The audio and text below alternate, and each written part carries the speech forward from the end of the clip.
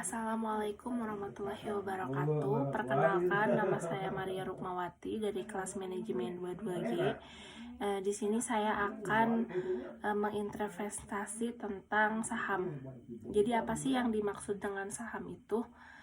Saham adalah bukti kepemilikan suatu individu atau badan usaha pada sebuah perusahaan terbuka yang sahamnya tercatat dan ditransaksikan di bursa efek.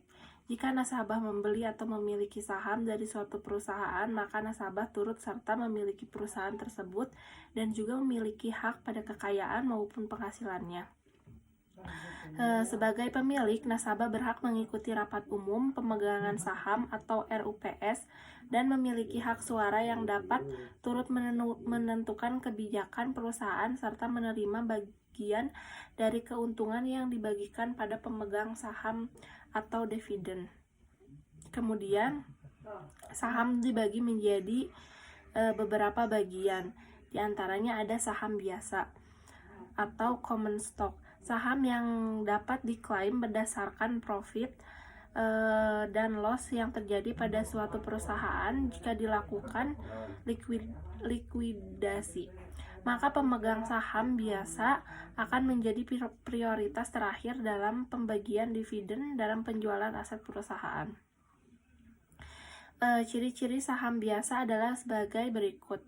Yang pertama, ada pemegang saham memiliki hak suara dalam memilih Dewan Komisasi.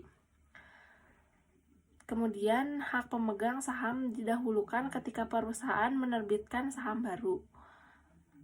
Kemudian, pemegang saham memiliki tanggung jawab sebatas, yaitu sebesar saham yang dimiliki.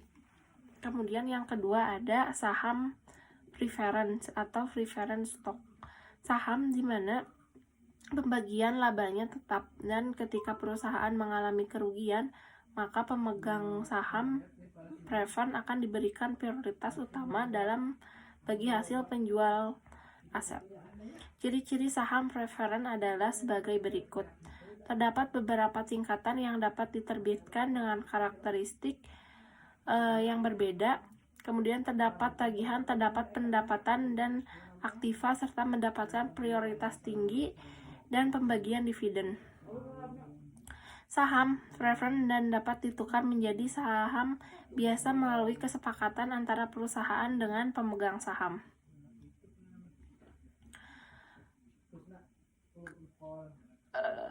Kemudian di sini ada blue chip stocks, yaitu saham biasa dari perusahaan dengan reputasi tinggi menjadi market leader di industri sejenis, memiliki penghasilan stabil dan konsisten membayar dividen.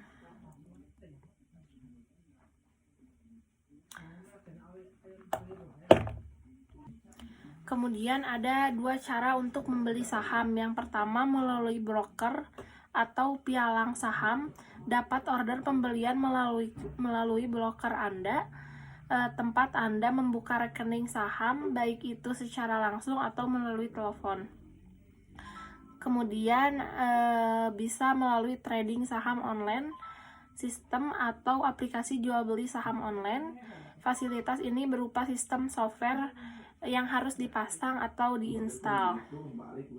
Kemudian jual saham.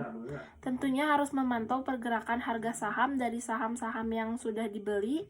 Jika harga saham sudah lebih tinggi dari harga beli, Anda boleh saja menjual saham tersebut untuk mendapatkan keuntungan. Disebut dengan take profit atau profit taking. Anda bahkan bisa langsung menjual saham yang baru saja Anda beli jika saham langsung bergerak. Ini disebut dengan day trade atau day trading saham. Kurang lebih pemaparan materi tentang saham cuman segitu yang bisa saya sampaikan. Terima kasih. Wassalamualaikum warahmatullahi wabarakatuh.